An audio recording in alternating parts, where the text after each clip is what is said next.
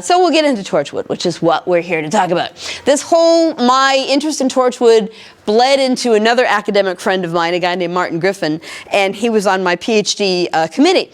And he knew I liked both Doctor Who and Torchwood. He was actually from Scotland, and he would talk about the show. He knew it as a child, and so he thought it was interesting there was an American who knew it as well as he did. So we got along really well, even though my dissertation had nothing to do with Doctor Who. It should have, now that I think about it.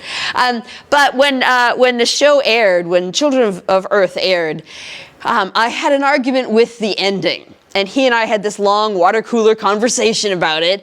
And about, I don't know, 6 months later, he called me and he said, you know, I just saw a call for papers, which you get in academia a lot is people are putting together book collections about different things. And they want people to write a chapter on whatever the topic is. So for instance, what I did yesterday was a chapter on the new female doctor and how it was to write her. And that was a chapter in one book.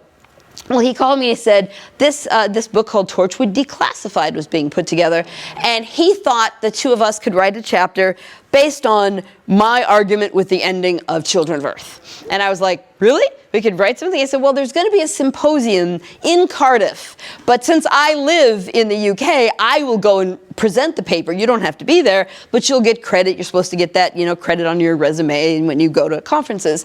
So I was like, okay, I'll write the thing because that'll be fun. And then when they accepted it and they invited him to the event, I was like, well, why shouldn't we go to Cardiff? Why am I not taking a vacation to Cardiff if I can? I can write it a little bit off my taxes because it's business.